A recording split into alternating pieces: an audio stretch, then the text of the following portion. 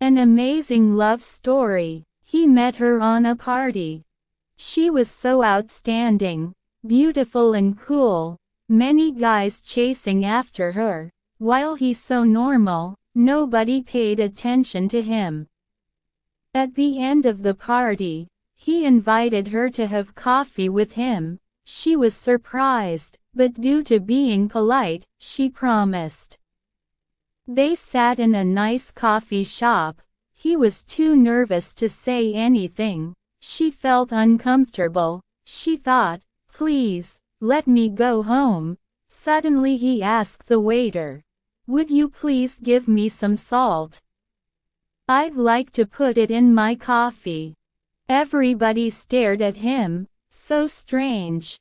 His face turned red, but still, he put the salt in his coffee and drank it. She asked him curiously, why you have this hobby? He replied, when I was a little boy, I was living near the sea. I like playing in the sea. I could feel the taste of the sea, just like the taste of the salty coffee. Now every time I have the salty coffee, I always think of my childhood, think of my hometown. I miss my hometown so much. I miss my parents who are still living there. While saying that, tears filled his eyes. She was deeply touched. That's his true feeling, from the bottom of his heart. A man who can tell out his homesickness. He must be a man who loves home, cares about home, has responsibility of home. Then she also started to spoke about her faraway hometown, her childhood, her family.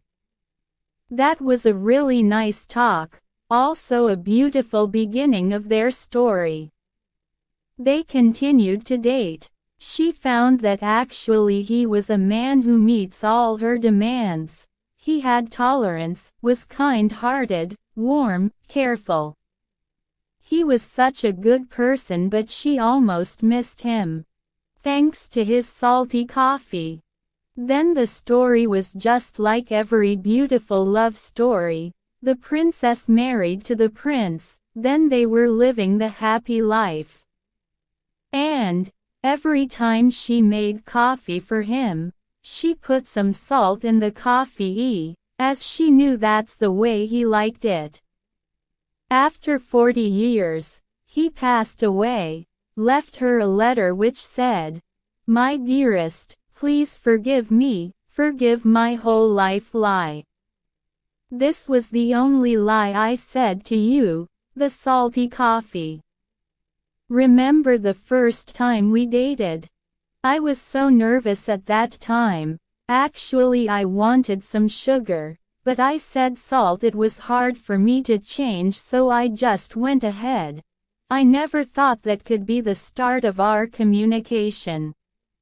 I tried to tell you the truth many times in my life, but I was too afraid to do that, as I have promised not to lie to you for anything.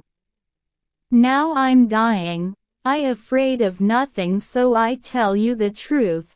I don't like the salty coffee. What a strange bad taste. But I have had the salty coffee for my whole life. Since I knew you, I never feel sorry for anything I do for you. Having you with me is my biggest happiness for my whole life. If I can live for the second time, still want to know you and have you for my whole life, even though I have to drink the salty coffee again." Her tears made the letter totally wet. Someday, someone asked her, "What's the taste of salty coffee?" "It's sweet," she replied. "Love is not to forget but to forgive, not to see but to understand, not to hear but to listen, not to let go but to hold on. Don't ever leave the one you love for the one you like, because the one you like will leave you for the one they love. Find a guy who calls you beautiful instead of hot, Who calls you back when you hang up on him? Who will stay awake just to watch you sleep? Wait for the guy who kisses your forehead. Who wants to show you off to the world when you are in your sweats? Who holds your hand in front of his friends? Wait for the one who is constantly reminding you of how much he cares about you and how lucky he is to have you. Wait for the one who turns to his friends and says, "That's her."